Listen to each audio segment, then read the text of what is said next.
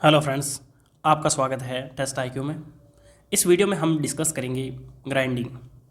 Grinding क्या होती है, कितने टाइप की होती हैं और इसके जो एक दो फॉर्मूले हैं और ग्राइंडिंग व्हील के स्पेसिफिकेशन, मतलब जितनी भी जानकारी ग्राइंडिंग से रिलेटेड है वो इस वीडियो में हम डिस्कस करेंगे। तो फ्रेंड्स, आप किसी भी एग्ज़ाम की तैयारी कर रहे हैं या फिर आप ग्राइंडिंग के बारे में डिटेल में जानना चाहते हैं तो ये वीडियो आपके लिए इम्पोर्टेंट होने वाला है। बहुत ही डिटेल में हम समझेंगे ग्राइंडिंग को, तो वीडियो आपको लास्ट तक ज़रूर देखना है। चलिए शुरू करते हैं। सबसे पहले हम जनरल बात कर लेते हैं ग्राइंडिंग। आपने फ्रेंड्स ये मशीन देखी होगी और ये जो मशीन है इस पे ये जो व्हील लगा हुआ है, इसी व्हील से हम क्या करते हैं, ग्राइंडिंग करते हैं। ग्राइंडिंग एक तरीके से फिनिशिंग प्रोसेस है जो मेटल रिमूवल करता है, यानी कि कोई भी मटेरियल है उसके ऊपर हमको मेटल रिमूव करना है सरफेस पे, तो हम ग्राइंडिंग कर सकते हैं। तो अब हम इसकी डेफिनेशन प्रॉपर जान लेते हैं इंजीनियरिंग पॉइंट ऑफ व्यू से। It is the process of finishing और super finishing of work piece by abrasive action of the abrasive embedded at the periphery of the grinding wheel. यानी कि कहने का मतलब है कोई मटेरियल है उसकी फिनिशिंग या फिर फिनिशिंग से भी और ज़्यादा अच्छी फिनिशिंग यानी सुपर फिनिशिंग करने का एक प्रोसेस है। और इसके अंदर जो व्हील होता है, ये आपका व्हील जो यहाँ पे दिख रहा है, ये व्हील, इस व्हील के ऊपर क्या लगे रहते हैं, एब्रेसिव। यही क्या करते हैं, मेटल को रिमूव करते हैं। और ये जो एब्रेसिव होते हैं ये इस व्हील पे जो है चिपके रहते हैं और जब ये रोटेट करता है तो इसी एब्रेसिव की वजह से, फोर्स की वजह से मेटल रिमूव होता है। These abrasive are randomly oriented on the surface and involve a rubbing action against the work piece. कुल मिला के कहने का मतलब है रबिंग फोर्स के द्वारा ये मेटल को रिमूव करते हैं। यही क्या होती हैं, ग्राइंडिंग होती हैं। यदि मैं आपको पूछूं कि grinding single point cutting tool है या फिर मल्टी पॉइंट कटिंग टूल है, तो आपका आंसर आएगा मल्टी पॉइंट कटिंग टूल। ये जो एक एक एब्रेसिव है, हर एक abrasive single point cutting tool की तरह वर्क करता है और सभी एब्रेसिव मिलके ये मल्टी पॉइंट कटिंग टूल के अंदर आती है। तो ग्राइंडिंग, मिलिंग, ये जो प्रोसेस होते हैं ये मल्टी पॉइंट कटिंग टूल के अंदर आते हैं। अब हम आगे देखते हैं machining by grinding. Metal removal rate, इसकी मेटल रिमूवल रेट क्या होती है, joule per second upon volume per second. यानी कि इसने कितना पावर यूज़ किया। जूल क्या होती है, वर्क यूनिट, और जूल पर सेकंड क्या हो जाएगी, ये power to the volume. Volume rate है यहाँ पे, वॉल्यूम पर सेकंड यानी कि वॉल्यूम रेट, यानी ये कितनी पावर यूज़ की उस पर कितना वॉल्यूम रिमूव किया, इसी का मतलब होता है metal removal rate. Metal removal rate are less, यानी कि ग्राइंडिंग के अंदर जो मेटल रिमूव होती है वो काफ़ी कम होती है। इसके रीज़न हैं कुछ, कौन कौन से रीज़न हैं। Negative rake angle on abrasive, so chip production is less. कहने का मतलब है हर एक जो सिंगल पॉइंट कटिंग टूल होता है, यानी कि एब्रेसिव जो होता है वो सिंगल पॉइंट कटिंग टूल की तरह मतलब कि परफॉर्म करता है, तो वो सिंगल पॉइंट कटिंग की तरह वर्क करता है। उस टाइम उस पर जो एंगल होता है, रेक एंगल, वो नेगेटिव रेक एंगल होता है। और आप सभी को पता है जब हम single point cutting tool use करते हैं वहाँ पे हम single positive rake angle, negative rake angle, zero rake angle पढ़ते हैं। तो जब पॉजिटिव रेक एंगल होता है तो मेटल रिमूवल रेट ज़्यादा होती है और कंटिन्यूस चिप होती है। लेकिन जब नेगेटिव रेक एंगल होता है तो उस टाइम चिप डिसकंटिन्यूस होती है। और आप सभी को पता है ग्राइंडिंग के अंदर भी डिसकंटिन्यूस चिप होती है, छोटे छोटे पार्टिकल निकलते हैं मेटल के, तो यहाँ पे चिप प्रोडक्शन लेस होता है, मेटल रिमूवल रेट कम होती है। और क्या रीज़न हो सकता है, साइज इफेक्ट। अब ये साइज इफेक्ट क्या है, a small portion of abrasive volume interact with the work piece is known as size effect. कहने का मतलब है ये जो हमारा व्हील है, मान लो इस व्हील पे यहाँ पे ये एब्रेसिव लगे हुए, तो एट ए टाइम सारे एब्रेसिव जो है कांटेक्ट में नहीं आएंगे। कुछ एब्रेसिव थोड़े ऊपर रह जाएंगे, कुछ ज़्यादा बड़े होंगे तो वो मेटल रिमूव करेंगे और उनके बीच में कुछ स्पेस रह जाएगा। ये जो बीच में, इन एब्रेसिव के बीच में स्पेस होता है, आपने ग्राइंडिंग व्हील देखा होगा प्रैक्टिकली, तो वहाँ पे आपने ध्यान से देखा होगा एब्रेसिव जो है होते हैं उनके बीच में कुछ स्पेस होता है। तो उस स्पेस की वजह से जो व्हील है टोटल एक साथ कॉन्टैक्ट में नहीं आता है, तो उसे ही हम क्या बोलते हैं, साइज इफेक्ट। यानी कि कुछ पोर्शन ही व्हील का कॉन्टैक्ट में आता है, तो उसे हम बोलते हैं साइज इफेक्ट। यदि आपको एग्जाम में पूछे कि ग्राइंडिंग व्हील का साइज इफेक्ट क्या होता है, तो small portion of abrasive volume interact with the work piece, यानी कि टोटल व्हील के कंपैरिजन में जो स्मॉल पोर्शन होता है, कुछ पोर्शन, वही कॉन्टैक्ट में आता है। Due to high temperature some removal metal welded back either on work piece और ऑन ग्राइंडिंग व्हील। तो जब ये व्हील जो है रोटेट करता है तो इसकी स्पीड बहुत ज़्यादा होती है, और ये एब्रेसिव जब मेटल पे वर्क करता है तो वहाँ पे टेम्परेचर क्या होता है, बहुत ज़्यादा हाई होता है। और जब ये मेटल रिमूव होता है तो अभी हमने डिस्कस किया था कि जो चिप बनती है वो बहुत ही ज़्यादा स्मॉल पोर्शन होता है, छोटी छोटी चिप बनती है। तो छोटी चिप है और उसका यदि टेम्परेचर बहुत ज़्यादा है तो इसका मतलब क्या हो जाएगी, वो मेल्ट हो जाएगी एक तरीके से। जब ये मेल्ट हो जाएगी तो या तो वो वर्क पीस के वापस चिपक जाएगी, या फिर वो इस एब्रेसिव के बीच में जो स्पेस है वो उनके बीच में फंस जाएगी। तो जो टोटल वॉल्यूम रिमूव होना चाहिए उतना नहीं होता है, कम होता है। तो कुल मिला के कहने का मतलब है कि ग्राइंडिंग के अंदर मेटल रिमूवल रेट कम होती हैं, और उसके मैंने 2-3 रीज़न आपको बता दिए। अब जो हमारा ग्राइंडिंग व्हील होता है उससे रिलेटेड मैं 2-3 चीज़ें आपको बताऊंगा, वहाँ से एग्जाम में क्वेश्चन पुटअप होता है, और वो चीज़ यदि आप समझ गए तो आप जनरल ग्राइंडिंग तो समझ ही जाएंगे। Self sharpening behaviour of wheel. ये सेल्फ शार्पनिंग क्या होता है व्हील का? During the machining process the abrasive remove the work material and gradually rubbing force pulls out the worn out abrasive from the grinding wheel, and a fresh layer of abrasive get a chance to remove material. This phenomenon is known as self sharpening behavior of grinding wheel. तो यदि आपको ये चीज़ समझ में नहीं आई है तो मैं इसको आपको बहुत ही प्रॉपर लैंग्वेज में आपको समझा देता हूँ। देखिए, ये आपका ग्राइंडिंग व्हील है, ठीक है। इसके ऊपर क्या होता है कि अलग अलग एब्रेसिव जो होते हैं ना, एब्रेसिव, इनकी लेयर होती है। तो सबसे पहले ये कांटेक्ट में आएगा तो ये मेटल रिमूव करेगा, और जब ये एब्रेसिव घिस जाएंगे तो एक टाइम बाद में ये जो पूरी लेयर है ये यहाँ से हट जाएगी। कैसे हटेगी? यहाँ से आप देख सकते हैं, ये ऐसे हट जाएगी, फिर ये नया व्हील आ जाएगा।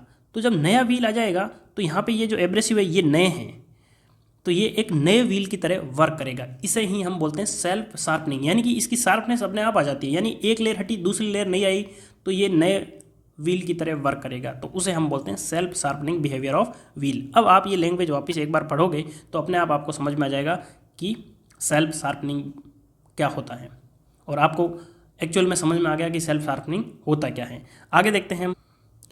ये बहुत ही ज़्यादा इंपॉर्टेंट है, यहाँ से एग्जाम में एक ऑब्जेक्टिव क्वेश्चन हमेशा बनता है, ये ध्यान रखना। आपने यदि प्रीवियस क्वेश्चन देखे होंगे तब आपको समझ में आ जाएगा। ब्लंट व्हील ग्राइंडिंग, इसे ही हम बोलते हैं ग्लेजिंग, या फिर ऐसे एग्जाम ऐसे ही पूछ लेंगे, या फिर पूछेंगे कि ब्लंट व्हील ग्राइंडिंग होता क्या है, what is the blunt wheel grinding, या फिर ये वर्ड दे देंगे ग्लेजिंग क्या होता है। When worn out abrasive not removed by the rubbing force, then no metal is removable, only rubbing action will observed। यानी कि अभी हमने डिस्कस किया था कि ये जो हमारा व्हील होता है इसके ऊपर जो है अलग अलग एब्रेसिव होते हैं। तो ये एब्रेसिव की लेयर जब ये घिस जाएगी यानी पुरानी हो जाएगी, तब अभी हमने क्या कहा कि ये लेयर हट जाती है। जब हट जाती है तो नई लेयर आ जाती है, इसे तो हम सेल्फ शार्पनिंग बोलेंगे। और यदि हमारा जो फोर्स है इतना नहीं है कि ये लेयर पूरी जो है ये एब्रेसिव घिसने के बाद में लेयर हट जाए, तो हटेगी नहीं, तब क्या होगा, ये पुरानी वाली जो है लेयर इसी रोटेट करती रहेगी। जब ये रोटेट करती रहेगी तो यहाँ तो एब्रेसिव तो घिस चुके हैं पहले से ही, तो जब एब्रेसिव घिस चुके हैं तो मेटल तो रिमूव होगा नहीं, सिर्फ रबिंग एक्शन होगी, यानी कि सिर्फ जो है यहाँ पे घिसावट हो गई, तो वर्क पीस पे मेटल तो रिमूव होगा नहीं। इसको हम बोलते हैं ब्लंट व्हील ग्राइंडिंग, ग्लेजिंग। यानी कि उस टाइम हम कह सकते हैं कि व्हील हमारा ख़राब हो गया है, या फिर हम कह सकते हैं कि हमारा व्हील वर्क नहीं करता। तो इसका सोल्यूशन क्या है? इसका सोल्यूशन ये है कि जब हम ये जो है अपने आप ऑटोमेटिकली नहीं होता है, तब हम टर्निंग प्रोसेस के द्वारा ये जो लेयर होती है ये हटाते हैं, उसको हम बोलते हैं ड्रेसिंग। तो अब हम आगे डिस्कस करते हैं कि ड्रेसिंग क्या होता है। Dressing of grinding wheel after glazing. तो ग्लेजिंग तो हो चुका है, the worn out abrasive are pulled out by turning process. तो ये आपको ध्यान रखना है कि जब ऑटोमेटिकली या फिर रबिंग फोर्स के द्वारा वो जो पुरानी सरफेस है एब्रेसिव की वो यदि हटती नहीं है, तब हम टर्निंग प्रोसेस के द्वारा उसको हटा देते हैं, और उसी को हम क्या बोलते हैं, ड्रेसिंग ऑफ ग्राइंडिंग व्हील। तो यहाँ पे आपको 2-3 चीज़ें समझ में आई होगी कि ग्लेजिंग क्या होता है, ड्रेसिंग क्या होता है, और सेल्फ शार्पनिंग क्या होता है। ये चीज़ें आपके लिए बहुत ही ज़्यादा इंपॉर्टेंट थी। अब हम बात करते हैं ग्राइंडिंग व्हील स्पेसिफिकेशन की। बहुत ही ज़्यादा इंपॉर्टेंट है ये ग्राइंडिंग के अंदर। ये यहाँ पे आपको ऐसे एग्ज़ाम में लिखा हुआ मिलेगा। इसमें ये पूछ लेगा कि ए क्या है, 20 क्या है, के क्या है, 3 क्या है या फिर वी क्या है। इनमें से आपको कुछ भी पूछ सकता है।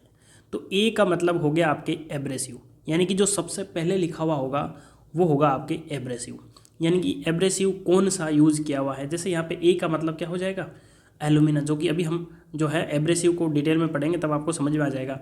फिर ये दूसरा जो नंबर है, पहले क्या अल्फ़ाबेट, फिर न्यूमेरिक, फिर अल्फ़ाबेट, फिर स्ट्रक्चर जो है ये भी न्यूमेरिक होगा और बॉन्ड जो है फिर वापस अल्फ़ाबेटिक आ जाएगा। तो 20 का मतलब है ग्रेन साइज। तो 20 रिप्रेजेंट कर रहा है कि ग्रेन की साइज़ क्या है, यानी कि जो व्हील है हमारा उसमें जो उसके जो एब्रेसिव है उसकी ग्रेन की साइज़ क्या है। के का मतलब है कि हार्डनेस कितनी है, यानी कि उसका ग्रेड कितना है। अब ये रेंज जो है के कैसे आ गया, जैसे ए से लेके जो है आपके ए से एच तक आपके सॉफ्ट मटेरियल के लिए, फिर आई के बाद में ऐसे हम आगे डिस्कस करेंगे। फिर आगे एस का मतलब है स्ट्रक्चर। ये जो आपका स्ट्रक्चर है, देखिए यहाँ पे ये जो एस है ये एस नहीं होगा, यहाँ पे 3 हो जाएगा, ठीक है। तो ये आपका हो गया 3, ये स्ट्रक्चर को शो कर रहा है, और बी आपके बॉन्ड को रिप्रेजेंट कर रहा है। ये सीक्वेंस आपको पूछ सकते हैं, तो आप इसको सीक्वेंस को कैसे याद रखोगे।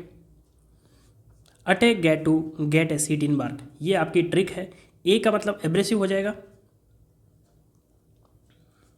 एब्रेसिव हो जाएगा। जी का मतलब क्या हो जाएगा, ग्रेन साइज, और दूसरे जी का मतलब है ग्रेड या फिर हार्डनेस उसमें कितनी है। उसके बाद में एस से हो जाएगा आपके स्ट्रक्चर, और बी जो है बी यानी कि उसमें बॉन्ड कौन सा यूज़ किया गया है। तो अब हम इनको डिटेल में समझते हैं। यहाँ पे आपको एक सीक्वेंस पता चल गई कि ये जो रिप्रेजेंट करने का तरीका क्या है। अब हम एक एक को डिटेल में डिस्कस करते हैं। अब आपको समझ में आएगा कि एब्रेसिव कितने प्रकार के होते हैं। तो पहला है CBN। CBN की फुल फॉर्म होती हैं cubic boron nitride, silicon carbide. Abrasive ये अलग अलग मटेरियल के होते हैं, जैसे cubic boron nitride, silicon carbide, boron carbide, ये दोनों कार्बाइड के अंदर आते हैं। और इनका फॉर्मूला क्या होता है, SiC यानी कि सिलिकॉन कार्बाइड, B4C यानी बोरॉन कार्बाइड, और आपका एल्यूमिना हो गया और डायमंड हो गया। अब ये कौन सा एब्रेसिव किस मटेरियल के लिए यूज़ होता है, तो यदि हमारे व्हील का सॉफ्ट मटेरियल है तो अब हम यूज़ करेंगे एल्यूमिना, Al2O3। हार्ड मटेरियल के लिए सिलिकॉन कार्बाइड, और वेरी हार्ड मटेरियल के लिए क्यूबिक बोरॉन नाइट्राइड यानी कि CBN। अब आप सोच रहे होंगे कि डायमंड यूज़ क्यों नहीं करते, तो डायमंड बहुत ही ज़्यादा कॉस्टली है, इसलिए हम बहुत ही कम यूज़ करते हैं। CBN जो है इसकी हार्डनेस भी बहुत ज़्यादा होती है, इसलिए हम CBN ही यूज़ करेंगे जनरली। आगे हम देखते हैं एब्रेसिव के बाद में क्या था। एब्रेसिव के बाद में ग्रेन साइज, वो सीक्वेंस आपको याद रखनी है, attack gate to gate in seat in bar, यानी कि एब्रेसिव, उसके बाद में ग्रेन साइज, उसके बाद में ग्रेड, उसके बाद में स्ट्रक्चर, और लास्ट में बॉन्ड आ जाएगा। ग्रेन साइज, ग्रेन साइज जो होती हैं वो ग्रेन साइज नंबर के इन्वर्सली प्रोपोर्शनल होती हैं। जैसे अभी हमने जो एग्जांपल देखा था A20 K3V, तो वहाँ पे 20 का मतलब क्या होता, 20 यानी कि ये यहाँ पे 10 से लेके 20 रेंज में आ रहा है, मतलब कोर्स ग्रेन, यानी कि ग्रेन हमारी देखिए एक ग्रेन मान लो छोटी है, ये आपकी छोटी, ये इससे थोड़ी और बड़ी, ये बहुत ज़्यादा बड़ी, ये मैं आपको बता रहा हूँ, ठीक है। तो ये क्या है, कोर्स ग्रेन है।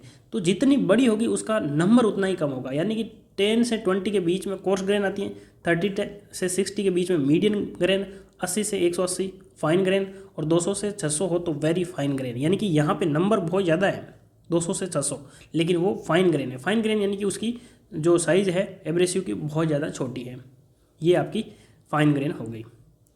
और ये आपको हमेशा ध्यान रखना है। एग्जाम में कई बार क्या है, ऑब्जेक्टिव जैसे SSC JEE है या फिर स्टेट JEE, वहाँ पे ग्रेन साइज और ग्रेन साइज नंबर के बीच में पूछ लेते हैं। तो ग्रेन साइज इन्वर्सली प्रोपोर्शनल होती है ग्रेन साइज के नंबर। तो ये यहाँ पे आप देख भी सकते हैं कि कोर्स ग्रेन, कोर्स ग्रेन का मतलब क्या होता है, बड़ी ग्रेन जिसकी साइज़ बड़ी हो, और उसके नंबर कितने होंगे 10 से 20। और very fine grain, fine grain का मतलब क्या होता है, जिसके पार्टिकल बहुत ज़्यादा छोटे होंगे लेकिन नंबर किस रेंज में आएंगे, 200 से 600 के बीच में। फॉर रफ मशीनिंग के लिए हम क्या करेंगे, कोर्स ग्रेन और मीडियम ग्रेन, और फिनिश मशीनिंग के लिए फाइन ग्रेन और वेरी फाइन ग्रेन यूज़ करेंगे। एक चीज़ आपको ध्यान रखना है कि ग्रेन जो साइज़ होती हैं वो हम क्यूबिक मानते हैं, यानी कि जो हमारा ग्रेन है उसका शेप कैसा है, क्यूबिक है। हार्डनेस या फिर ग्रेड, A to H का मतलब क्या है, ये नंबर जो है ये यूज़ करेंगे हम फॉर सॉफ्ट व्हील के लिए, I से लेके P मीडियम व्हील के लिए, और Q से लेके Z तक फॉर हार्ड व्हील, यानी कि हम उसको व्हील को ग्रेड देंगे। तो उससे हम नंबर से पता चल, जैसे मान लो कोई व्हील है हमारा जो एस लिखा हुआ है, एस का मतलब क्या है, ये वेरी हार्ड व्हील के अंदर आता है, तो हम समझ जाएंगे हमारा व्हील जो है बहुत ज़्यादा हार्ड है। और ए और एच के बीच में जैसे मान लो सी है, तो सी का मतलब क्या है, बहुत ही ज़्यादा soft wheel. Hard wheel for soft work piece, यानी कि यदि हमारा वर्क पीस जो है वो सॉफ्ट है, यदि हमारा वर्क पीस कैसा है, सॉफ्ट है, तो व्हील हम यूज़ करेंगे हार्ड व्हील। और यदि हमारा वर्क पीस हार्ड है तो हम व्हील यूज़ करेंगे सॉफ्ट या फिर मीडियम।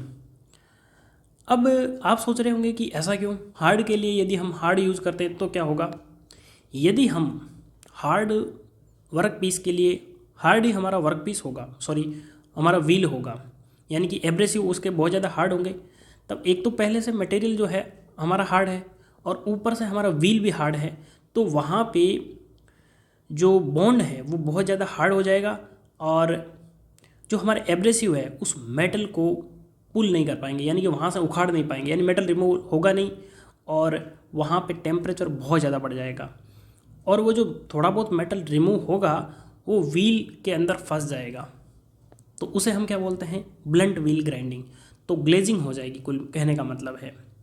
और यदि हमारा मटेरियल जो है वो तो सॉफ्ट है और व्हील भी सॉफ्ट है, तब क्या होगा कि व्हील उसके ऊपर चलता रहेगा लेकिन मेटल रिमूव नहीं होगा। इसीलिए हम क्या यूज़ करते हैं कि जब हमारा मेटल हार्ड है यानी कि वर्कपीस हार्ड है तो हम व्हील सॉफ्ट यूज़ करेंगे, और यदि हम वर्कपीस सॉफ्ट है तो हमारा व्हील जो होता है या एब्रेसिव कह सकते हैं वो हम हार्ड यूज़ करेंगे। अब यहाँ पे आप देख सकते हैं for hard hard combination blunt wheel grinding. अब ब्लंट व्हील ग्राइंडिंग हमारा, जैसे मान लो कोई छोटा सा वर्क पीस है, ठीक है, वहाँ पे हम ग्राइंडिंग कर रहे हैं, तो जैसे ही हमने ग्राइंडिंग किया 1-2 मिनट तक हमने ग्राइंडिंग किया, तब तक उसके ऊपर फिनिशिंग आ जानी चाहिए, लेकिन क्या होगा 2-3 मिनट के अंदर हमारा जो व्हील है उसके अंदर ग्लेजिंग हो गई। ग्लेजिंग का मतलब है कि उसके अंदर मेटल फंस गया। तो अब जब फंस गया तब हम क्या करेंगे, ड्रेसिंग करेंगे। और ड्रेसिंग किससे करेंगे, ड्रेसिंग करेंगे हम हमारे, कौन सा प्रोसेस बताया था मैंने आपको, टर्निंग प्रोसेस। तो वहाँ से ड्रेसिंग करने में हमको 15 से 20 मिनट लग जाएगा। तो कहने का मतलब है हमने ग्राइंडिंग कितनी की, 5 मिनट, और हमारे ड्रेसिंग का टाइम कितना लग गया, 15 मिनट। इसका मतलब ये है कि हमने ग्राइंडिंग बहुत ही कम की और हमारा जो उसको मेंटेन करने में टाइम ज़्यादा यूज़ हो गया, तो हम ग्राइंडिंग नहीं कर पाएंगे। यदि हमारा मास प्रोडक्शन का काम हो तब वहाँ पे ये प्रोसेस नहीं चलेगा। इसीलिए हम क्या यूज़ करते हैं, हार्ड के साथ में सॉफ्ट, सॉफ्ट के साथ में हार्ड, ये आपको ध्यान रखना है। अब हम देखते हैं structure. It is the average gap between the two conjugate abrasive. कहने का मतलब ये एक तरीके से डेंसिटी हो गई, यानी हमारा व्हील जो है, जैसे मान लो ये आपका व्हील हो गया। अब व्हील के ऊपर ये जो है आपके एब्रेसिव, यदि दूर दूर है यानी कि इनके बीच में गैप ज़्यादा है तो उसे हम ओपन स्ट्रक्चर बोल देंगे। और यदि ये एब्रेसिव बहुत ज़्यादा, एब्रेसिव हमारे बहुत ज़्यादा पास पास में है तो उसे हम क्या बोल देंगे, डेंस स्ट्रक्चर बोल देंगे। तो यहाँ पे आपको ध्यान रखना है कि स्ट्रक्चर 2 टाइप के होती हैं, ओपन स्ट्रक्चर और डेंस स्ट्रक्चर। ओपन स्ट्रक्चर हम यूज़ करते हैं रफ मशीनिंग के लिए और डेंस स्ट्रक्चर हम फिनिश मशीनिंग के लिए। तो आप यहाँ पे थोड़ा बहुत खुद सोच सकते हैं कि हमारी रफ मशीनिंग होगी तो वहाँ पे मेटल हमको ज़्यादा रिमूव करना होगा, तब हमारी ओपन स्ट्रक्चर होगी क्योंकि वहाँ के बीच में स्पेस ज़्यादा चाहिए, क्योंकि वहाँ मेटल रिमूव ज़्यादा होगा और फिनिशिंग में मेटल कम रिमूव होता है, इसलिए यहाँ पे डेंस स्ट्रक्चर चाहिए। अब स्ट्रक्चर नंबर जो है वो कहाँ से कहाँ तक होता है, 0 से लेकर 16 तक होता है। यदि नंबर 0 से 7 तक है इसका मतलब ये डेंस मटेरियल है, और यदि 8 से लेकर 16 तक है तो वो ओपन स्ट्रक्चर है। अब यदि आपको एग्जाम में पूछ ले average gap between two abrasive, तो वो क्या होता है, स्ट्रक्चर नंबर टू द 1000, ये आएगा आपके इंच के अंदर। जैसे मान लो एग्जाम्पल मैंने सबसे पहले दिया वही मैं सेम ले रहा हूँ, A20K3V। यहाँ पे स्ट्रक्चर कौन शो करेगा, ये 3 नंबर। तो यदि आपको पूछे कि 2 एब्रेसिव के बीच में गैप कितना है, तो गैप बिटवीन टू एब्रेसिव तो कैसे निकालेंगे, स्ट्रक्चर नंबर कितना दे रखा, 3/1000, और ये इंचेज में आएगा। हमको निकालना किस में, mm में। तो 1 इंच में कितना mm होता है, 25.4 mm। तो तो ये जो आप सॉल्यूशन करोगे तो ये हमारे में गैप आ जाएगा कि दो एब्रेसिव के बीच में गैप कितना है। तो कहने का मतलब है कि ये जब हमारा गैप है ये किसके प्रोपोर्शनल है, स्ट्रक्चर नंबर के। तो स्ट्रक्चर नंबर जितना ज़्यादा होगा वो गैप उतना ज़्यादा होगा। इसीलिए हम ओपन में 8 to 16 यूज़ करते हैं और डेंस में 0 to 7 यूज़ करते हैं। तो यहाँ तक मुझे उम्मीद है कि आपको ग्राइंडिंग व्हील के स्पेसिफिकेशन समझ में आ रहे हैं। और फ्रेंड्स, यदि आप यहाँ तक वीडियो देख रहे हैं इसका मतलब वीडियो आपको पसंद आ रहा है, और वीडियो पसंद आ रहा है तो लाइक ज़रूर करें और अपने दोस्तों को शेयर ज़रूर करें। अब एब्रेसिव के बीच में एब्रेसिव जुड़े रहते हैं तो वो किस बॉन्ड से जुड़े रहते हैं, उसके लिए अलग अलग टाइप के बॉन्ड होते हैं। ये जैसे हमारा व्हील होगा उस टाइप के बॉन्ड होंगे। तो कौन कौन से बॉन्ड होते हैं, जैसे vitrified bond, rubber bond, silicate bond और बेकेलाइट बॉन्ड। विर्टिफाइड बॉन्ड जो होते हैं ना वो सबसे ज़्यादा हार्ड होते हैं और सबसे ज़्यादा स्ट्रॉन्ग होते हैं। और हाई थर्मल स्टेबिलिटी का मतलब है कि जब हमारा टेम्परेचर बहुत ज़्यादा होगा उस टाइम भी हमारा जो बॉन्ड है वो स्ट्रॉन्ग होता जाएगा, यानी कि टेम्परेचर के साथ में जो बॉन्ड है वो स्ट्रॉन्ग होता जाएगा, ना कि वीक। और rubber bond use for flexible wheel grinding. यदि हमारा व्हील एकदम सॉफ्ट है तब हम यूज़ कौन सा बॉन्ड यूज़ करेंगे, रबर बॉन्ड। और तीसरा हो गया सिलिकेट बॉन्ड और उसके बाद में बेकेलाइट बॉन्ड। तो जैसे हमने अभी जो एग्जांपल लिया था उसमें लास्ट में क्या लिखा हुआ होता, लास्ट में वी लिखा हुआ था। वी का मतलब क्या है, वो बॉन्ड कौन सा है, विर्टिफाइड बॉन्ड। यदि आर लिखा हुआ हो तो हम समझ जाएंगे रबर बॉन्ड है, एस लिखा हुआ हो तो सिलिकेट बॉन्ड और बी लिखा हुआ हो तो बेकेलाइट बॉन्ड। अब हम बात करते हैं ग्राइंडिंग रेशियो के बारे में। ग्राइंडिंग रेशियो क्या होता है, यहाँ से एग्जाम में एक क्वेश्चन जरूर पूछा जाता है, और या तो डायरेक्ट फॉर्मूला पूछ लेगा या इस पे न्यूमेरिकल भी आता है। ग्राइंडिंग रेशियो होता है ratio of volume of metal removed to the volume of wheel wear. यानी कि हमारा जो व्हील है यहाँ पे ये देर का जो है ये क्या है, आपके व्हील है। तो हमने कुछ मेटल रिमूव किया ग्राइंडिंग पे, तो हमने टोटल कितना वॉल्यूम मेटल का रिमूव किया, उस टाइम हमारा जो व्हील है वो कितना घिसा। इन दोनों का जो रेशियो होता है वो ग्राइंडिंग रेशियो कहलाता है। और ये जो ग्राइंडिंग रेशियो है वो 0.5 to 10 तक लाइज करता है। अब यहाँ पे हम कितना मेटल रिमूव किया उसका वॉल्यूम तो हम चेक कर लेंगे कि हमारा मेटल इतना रिमूव होगा, लेकिन हमारा व्हील वियर कितना हुआ वो कैसे चेक करेंगे। जैसे मान लो आपका ये व्हील है, ये रोटेशनल होता है, तो पहले इसका कुछ डायमीटर था डी इनिशियल, और ये व्हील वियर होने के बाद में इसका डायमीटर हो गया डी फाइनल, ठीक है। और यदि इस व्हील की विड्थ डब्ल्यू है तो हमारा इनिशियल वॉल्यूम क्या हो जाएगा, π/4 डी स्क्वायर, यानी कि डी इनिशियल का स्क्वायर इंटू विड्थ आपकी डब्ल्यू हो जाएगी, माइनस फाइनल कितना हुआ, π/4 डी फाइनल का स्क्वायर इंटू डब्ल्यू। तो ये पहले का वॉल्यूम, ये बाद का वॉल्यूम, इन दोनों का जो डिफरेंस होगा वही हमारा क्या आ जाएगा कि व्हील वियर कितना हुआ है। तो यहाँ से यदि आपको देखिए, यदि आपको ये दे कि इनिशियल डायमीटर जो व्हील का ये है और इतनी डेप्थ तक व्हील घिस गया है, तो वहाँ से हम फाइनल हमारा डायमीटर क्या होगा वो निकाल लेंगे। और उसके बाद में यदि आपको विड्थ दे रखी है तो आप डेल्टा वी निकाल लेंगे। और ये जो मेटल रिमूवल रेट है ये आपको किसी ना किसी के फॉर्म में दे रखी होगी, क्योंकि यदि आपको ऑब्जेक्ट की साइज़ यानी कि वर्क पीस की साइज़ दे रखी है इनिशियल और फाइनल, वहाँ से भी आप वॉल्यूम निकाल सकते हैं और यहाँ से आप व्हील वियर निकाल सकते हैं। दोनों का रेशियो करोगे तो आपके पास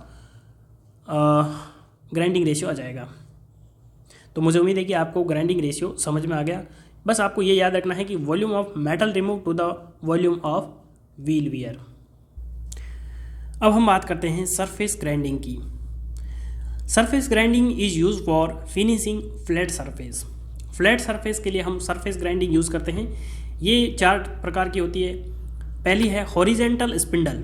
यदि हमारा स्पिंडल हॉरिजेंटल है और वर्क पीस रेसिप्रोकेट कर रहा है, यहाँ पे आप डायग्राम में देख सकते हैं, जैसे कि यदि हमारा वर्क पीस सर्कुलर है तो वो रोटेट करेगा, लेकिन यदि हमारा जो है लीनियर है, जैसे यहाँ पे देखिए ये रेसिप्रोकेट करेगा इधर उधर और ये रोटेट करेगा। लेकिन देखिए स्पिंडल हमेशा रोटेट करेगा, लेकिन यदि वो हॉरिजेंटल है तो हॉरिजेंटल होगा, अदरवाइज वो वर्टिकल होगा। तो ये पहला कौन सा हो गया, स्पिंडल हमारा हॉरिजेंटल है और वर्क पीस रेसिप्रोकेट कर रहा है। दूसरा है स्पिंडल हॉरिजेंटल है लेकिन वर्क पीस क्या कर रहा है, रोटेट कर रहा है। तो यदि सर्कुलर होगा तो वर्क पीस क्या करेगा, रोटेट करेगा, और स्पिंडल हमारा हॉरिजेंटल हो गया। अब हम क्या करते हैं कि दोनों वर्क पीस में स्पिंडल जो है हॉरिजेंटल की जगह वर्टिकल कर देते हैं। तो vertical spindle and reciprocating work piece, तो ये वर्क पीस रेसिप्रोकेट कर रहा है और ये आपका वर्टिकल स्पिंडल रोटेट कर रहा है। और यहाँ पे ये वर्टिकल है लेकिन ये सर्कुलर है तो क्या करेगा, रोटेट करेगा। तो ये 4 प्रकार की सरफेस ग्राइंडिंग होती है। तो मुझे उम्मीद है कि आपको समझ में आ गई होंगी। अब हम बात करते हैं सेंटरलेस ग्राइंडिंग की। सेंटरलेस ग्राइंडिंग क्या होती है?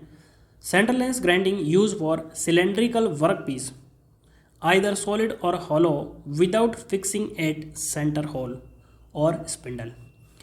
बाकी की जो हमारे ग्राइंडिंग होती है वहाँ पे वर्क पीस को उसके सेंटर पे फिक्स करना होता है, लेकिन सेंटरलेस ग्राइंडिंग में हमको वर्क पीस को फिक्स करने की ज़रूरत है नहीं। इसका यह फ़ायदा हो जाता है। आगे हम इसके बेनिफिट देखेंगे कि सेंटरलेस ग्राइंडिंग के बेनिफिट क्या है। ये 2 प्रकार की होती है, एक्सटर्नल सेंटरलेस ग्राइंडिंग और इंटरनल सेंटरलेस ग्राइंडिंग। यानी कि यदि हमारा वर्क पीस सॉलिड है, जैसे मान लो ये आपका सॉलिड है, तो यहाँ पे हम ग्राइंडिंग व्हील जो है बाहर लगाएंगे तो ये आपका एक्सटर्नल सेंटरलेस ग्राइंडिंग हो जाएगा। और यदि हमारा वर्क पीस होलो है तो हम इंटरनल सेंटरलेस ग्राइंडिंग यूज़ करेंगे। तो ये बेस्ट किसके लिए है? होलो ऑब्जेक्ट के लिए काफ़ी यूज़फुल है। आगे हम देखते हैं एक्सटर्नल सेंटरलेस ग्राइंडिंग क्या होती है। यहाँ पे आपको डायग्राम दिख रहा है, वो है एक्सटर्नल सेंटरलेस ग्राइंडिंग। यहाँ पे ये डायग्राम में आपको 2 नंबर दिख रहा है, ये आपका वर्क पीस है और इस वर्क पीस जो है ये सपोर्ट किस पे है, एक ब्लेड पे है और इस ब्लेड का नाम है वर्क ब्लेड। और एक बड़ा सा व्हील है, ये आपका ग्राइंडिंग व्हील है और दूसरा है रेगुलेटिंग व्हील। ये रेगुलेटिंग व्हील जो है इसको एक तरीके से सपोर्ट प्रोवाइड करता है और इसको सेंटर में यानी कि एक फिक्स जगह सेंटर में रखता है, और ब्लेड जो है आपका सपोर्ट का काम करती है। और जो आपका ग्राइंडिंग व्हील है ये आपको पता ही है कि ये ग्राइंडिंग करेगा, इसके ऊपर एब्रेसिव लगे हुए हैं। तो ये होगी आपकी एक्सटर्नल सेंटरलेस ग्राइंडिंग। अब यहाँ पे यदि आपको पूछे कि एग्ज़ाम में आपको क्वेश्चन कैसे पूछेंगे, एग्ज़ाम में आपको ये पूछेंगे कि लार्ज व्हील है वो कौन सा होता है, तो आपको ध्यान रखना है कि लार्ज व्हील आपका ग्राइंडिंग व्हील होता है और स्मॉल व्हील जो होता है वो रेगुलेटिंग व्हील होता है। और रेगुलेटिंग व्हील जो है उसका काम क्या होता है, उसका काम होता है वर्क पीस को सपोर्ट प्रोवाइड करना। और ये जो आपका सेंटर है, सेंटर, इस सेंटर से वर्क पीस का जो सेंटर होता है वो थोड़ा सा ऊपर होता है, ये हमेशा ऊपर होता है, ये ध्यान रखना है। बस इतना ही आपको ध्यान रखना है। और यहाँ से आप क्या नोटिस कर रहे हैं, यहाँ पे ये नोटिस कर रहे हैं कि यदि हमारी ग्राइंडिंग हो रही है वो कंटिन्यूस ग्राइंडिंग होगी, यानी कि उसमें रुकना नहीं पड़ेगा। तो ये सेंटरलेस ग्राइंडिंग होती हैं, ये मास प्रोडक्शन के लिए यूज़ होती हैं और ये इजीली हैंडल होती हैं। अब यदि हमारा वर्क पीस होलो है और हमको अंदर से ग्राइंडिंग करनी है तब हम इंटरनल सेंटरलेस ग्राइंडिंग यूज़ करेंगे। यहाँ पे ये आपका वर्क पीस हो गया, ठीक है। और यहाँ पे 2 प्रेशर रोल होते हैं, ये ध्यान रखना है आपको। एक प्रेशर रोल होता है, ये आपका ऊपर वाला है, ये प्रेशर रोल हो गया, और दूसरा है सपोर्ट रोल। एक तो सपोर्ट रोलर होता है, दूसरा प्रेशर रोल होता है, और एक आपका ये व्हील कौन सा हो जाएगा, ये ग्राइंडिंग व्हील हो जाएगा। और एक होता है कंट्रोल व्हील जिसे हम रेगुलेटिंग व्हील भी कहते हैं। ये आपका कंट्रोल व्हील है, इसे हम रेगुलेटिंग व्हील भी कहते हैं, ठीक है। तो रेगुलेटिंग व्हील एक्सटर्नल में भी था, इंटरनल में भी है, और वहाँ पे प्रेशर रोल नहीं था, वहाँ पे एक ब्लेड थी, सपोर्ट ब्लेड। यहाँ पे सपोर्ट रोलर है, ब्लेड यूज़ नहीं करते। अब इसके बेनिफिट हम देख लेते हैं, तब आपको थोड़ा सा सेंटरलेस ग्राइंडिंग ज़्यादा यूजफुल लगेगा या पता चलेगा कि सेंटरलेस ग्राइंडिंग होती क्या है। Loading and unloading time is less, यानी कि हमारा वर्क पीस आया हमारे हाथ में, हमने उसको सेटअप किया, यानी कि उसको लगाया और उसके ऊपर ग्राइंडिंग की, फिर हम दूसरा वर्क पीस लाए उसके ऊपर ग्राइंडिंग की, तो ये लोडिंग अनलोडिंग का टाइम है वो कम होता है। ये हमारा बेनिफिट है। ग्राइंडिंग इज़ कंटिन्यूस, तो ग्राइंडिंग कंटिन्यूस होती रहती है, इसमें बीच में रुकना नहीं पड़ता। Grinding allowance provided is less. Allowance क्या होते हैं, यानी कि एक्स्ट्रा मटेरियल, वो हमको लेस प्रोवाइड करना होता है, तब हमारे फिनिशिंग में भी यानी कि एलोवेंस कम प्रोवाइड करेंगे तो मेटल का जो वेस्टेज है वो भी कम होगा और हमारा जो ऑब्जेक्ट है वो भी एग्जैक्ट साइज़ का बनेगा। फॉर लार्ज वॉल्यूम प्रोडक्शन, यानी कि सेंटरलेस ग्राइंडिंग हम यूज़ करते हैं लार्ज प्रोडक्शन के लिए। अब सेंटरलेस ग्राइंडिंग के इतने फ़ायदे हैं तो कुछ लिमिटेशन भी होंगे। Use for small size work piece, centreless grinding में हम बहुत ज़्यादा बड़ी साइज़ का वर्क पीस नहीं यूज़ कर सकते। सेटअप टाइम इज़ हाई, अभी हमने देखा था कि लोडिंग अनलोडिंग का टाइम जो होता है वो कम होता है और यहाँ पे लिखा हुआ है सेटअप टाइम इज़ हाई, तो यहाँ पे आप कंफ्यूज हो सकते हैं। वो था लोडिंग अनलोडिंग का मतलब है कि सिर्फ हमारा सेटअप तैयार है, ये जो है सेटअप है यानी कि सब जब हम ग्राइंडिंग व्हील, रेगुलेटिंग व्हील वो सब उनको एडजस्ट करते हैं तब हमारा टाइम बहुत ज़्यादा लगता है। एक बार वो एडजस्ट हो गया यानी कि हमारा सेटअप तैयार हो गया, उसके बाद में लोडिंग अनलोडिंग का मतलब है कि एक वर्क पीस आया, उसके ऊपर ग्राइंडिंग की, उसके बाद में दूसरा आया, तो वो टाइम कम होता है, यानी कि ये मास प्रोडक्शन के लिए यूज़ होता है। तो अगला only useful for mass production, तो मास प्रोडक्शन में हम यूज़ करेंगे तो एक बार हमने सेटअप कर लिया, मान लो उसमें आधा घंटा भी लग गया, तो हम बाद में बहुत सारे व्हील की ग्राइंडिंग करेंगे, वर्क पीस की ग्राइंडिंग करेंगे, तो हमारा जो टोटल टाइम है वो मिनिमम हो जाएगा। लेकिन यदि हमको एक वर्क पीस की ही ग्राइंडिंग करनी है तो 30 मिनट तो यहीं चला गया, अब मान लो 10 मिनट उसमें लगे तो टोटल 40 मिनट हो गया। लेकिन हम सेंटरलेस ग्राइंडिंग के बजाय कोई और ग्राइंडिंग करते तो टोटल हम मान लो हमको 20 मिनट ही लगते। तो ये मास प्रोडक्शन के लिए बेस्ट होती है, ना कि सिंगल या एक दो ऑब्जेक्ट के लिए। तो यहाँ पे मुझे उम्मीद है कि आप सभी को ग्राइंडिंग समझ में आया। हमने ग्राइंडिंग क्या होती है, सरफेस ग्राइंडिंग क्या होती है, सेंटरलेस ग्राइंडिंग क्या होती है, जो हमारा व्हील होता है उसका स्ट्रक्चर क्या है, उसके अंदर कौन कौन से बॉन्ड यूज़ करते हैं और एब्रेसिव कौन से यूज़ करते हैं, तो आपको सभी समझ में आया होगा मुझे उम्मीद है। और आपको कमेंट करके बताना है कि आपको वीडियो कैसा लगा। यदि आपको वीडियो पसंद आया है तो वीडियो को लाइक करना है ये हमेशा की तरह, और अपने दोस्तों को शेयर ज़रूर करना है। और अगला वीडियो आपको कौन सा चाहिए ये भी आप कमेंट कर सकते हैं। और फ्रेंड्स, चैनल पर नए हैं तो सब्सक्राइब भी कर लेना।